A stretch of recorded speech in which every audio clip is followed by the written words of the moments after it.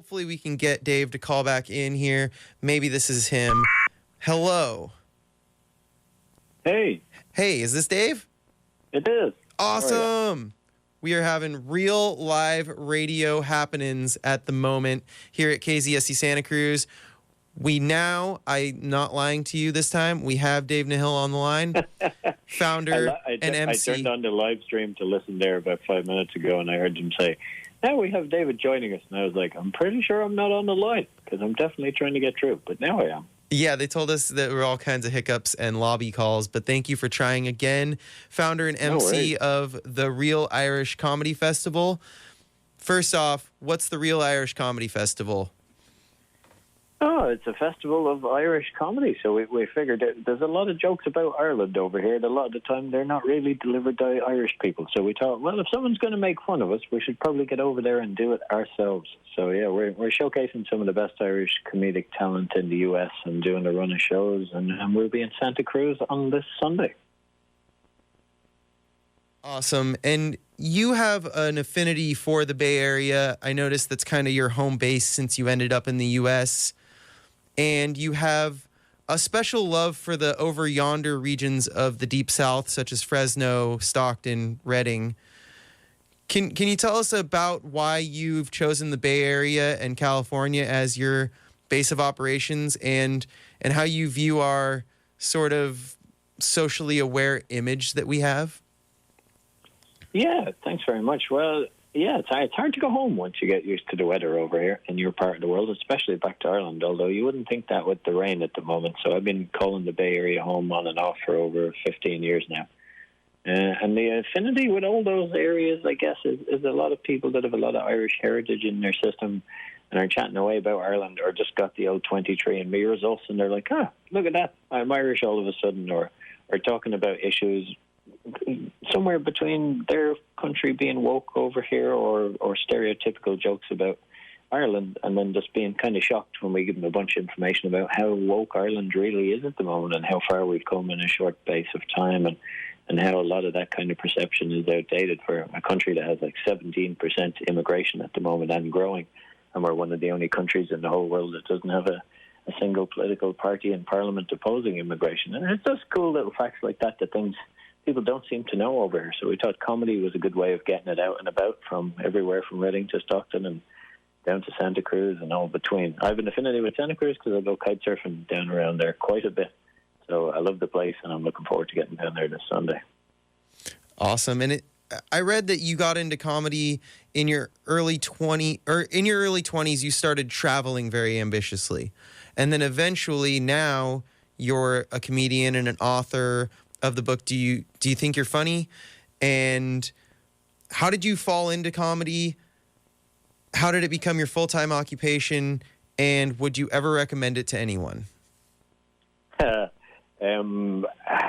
Very involuntarily was how I fell into it. A friend suffered a spinal cord injury, and we were trying to do fundraisers for his recovery. I just happened to know a comedian, and they all decided that I should be the host of this event. And unknown to them, I've been afraid of public speaking my whole life, so I figured the easiest way to get over that fear, or the worst way, in the most challenging way, would be to do one of the most challenging forms there is in the world of public speaking, which is stand-up comedy. It's hard to imagine people who do it in worse conditions night after night. And I guess my belief was that, well, if you pay attention to Malcolm Gladwell and a lot of these people that popularized the theory of 10,000 hours invested in some pastime or skill would make you a true master of it. It's hard to look past comedians as the world's true masters of stand-up comedy. So I figured, well, if I can do the stand-up, I can probably get by in any realm of public speaking, whether it be from a presentation to a wedding toast, and not fall apart, which is what I had been doing up to that part. And, once you get into comedy, it becomes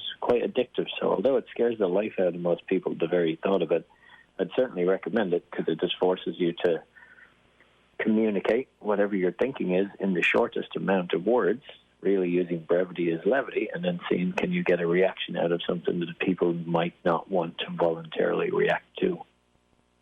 And can you be the hype man for a couple of the other comics on there? I saw names including Sean Finnerty, Katie Boyle, Maureen Langan. You can mention a couple others and give people your take on what they can expect out of those other talented people on the stage with you. Yeah, thankfully we have much funnier ones than me. Sean Finnerty just became the first ever Irish comedian on The Tonight Show with Jimmy Fallon. So he's going to be joining us. He's fantastic for Longford originally. Katie Boyle has a great podcast along with Des Bishop, who's one of Ireland's most beloved comedians, even though he's Irish American, and he just comes over and makes fun of us for being a bunch of lunatics over there. And we love him for it because he does it in a very fun and informed way. She's coming in from New York by way of Kildare, where she's from. We have Ger Staunton there, who's one of Ireland's best comedy writers as well, and we'll have one or two little guests along the way. So should be a very good lineup, a very Irish lineup, and just in time for St. Patrick's Day. And very get quick, you guys ready for it, and to help people stop calling it St. Patty's Day, which gets us Irish people a bit emotional. Yeah, you have a description of that in the promo for the festival, which I will say the Irish Comedy Festival dates are March 9th at the Comedy Oakland Club, March 10th, Coomba Jazz right here in Santa Cruz, Coomba Jazz Club, March 12th, Throckmorton Theater in Mill Valley, March 14th, San Jose Improv, March 15th, the Folktale Winery in Monterey, March 17th, St. Patrick's Day or St. Patty's Day, Cobb's Comedy Club in San Francisco. So you're returning home for yourself, at least for St. Patrick's Day, I guess, so you don't have to walk far to get back to your place. Exactly. Yeah, that's going to be a messy one. Although we very intentionally left the Saturday blank, because that's when Americans tend to celebrate St. Patrick's here in San Francisco. They have the parade and everything on the Saturday, which can leave us and the general public a bit worse for wear. So we figured we might take a break from comedy that night, and come back strong on the day itself. Now, I noticed that Maureen Langan is an Irish American of an Irish mother, and you talk a lot about everyone saying they're Irish or telling you that they're Irish. How far removed from Irish residency do you feel like people are just reaching? Because there's this thing in America where we seem to be really obsessed with our ancestral history more than other places. And so when do you draw the line and kind of make fun of it when someone says they're Irish, but my great-grandfather moved from Ireland.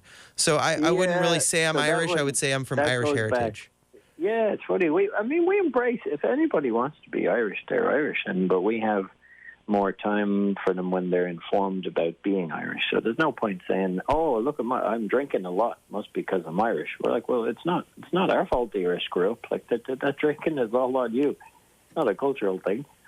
But we do that. We do subject, of course, or succumb to some of the stereotypes. We embrace them and have a bit of fun with them. But we've changed a lot, and I think we are very welcoming and accepting of anyone who wants to come in Ireland and be Irish in any way, or has tapped into our ancestry to talk about it, to draw on it, and we're excited to welcome them when they know or put in a bit of time to learning about Ireland, like Maureen or like Des Bishop, as comics that have Irish parents or Irish grandparents, that they've gone there and they've put in the time to get to know a lot about the culture, and when they're talking about their heritage, that they're very informed in talking about it, and they're very aware of that. The place their parents and grandparents came from is a very different place to the modern Ireland that's pretty diverse at the moment. We've gone so far as to put a half Indian gay guy in charge of the country as our prime minister, and we've legalized some significant stuff that would have been beyond Ireland over recent years. So in our eyes, everybody is Irish. It makes us feel welcome in America when we figure out there's 11.6% of the U.S. population claims in one form or another to be Irish. And to put that in perspective, that's just over 30 million people. And in Ireland, we only have a population of 5 million people. So it'd be one hell of a party if they all came home. Awesome. So yeah, again, Irish Comedy Festival. You can look that up on your own as well if you're listening here to Dave Nihill giving a little promo about it. But March 9th through March 17th, Comedy Oakland Club, the first date. They got March 10th in Santa Cruz, the Coomba Jazz Club. Going all the way back to March 17th in San Francisco. You can check out those dates, check out these comedians. Thank you so much, Dave, for being on. And I think I'm going to close out this segment with a short bit of Sean Finnerty's stand-up on The Tonight Show. That'd probably be helpful. You can get them out there, so you should. And we have a couple of tickets for your listeners as well by way of giveaway. However you want to do it, just let me know after. But we're very keen to have your listeners along. Awesome. We will strategically place that on one of our shows. Thank you so much.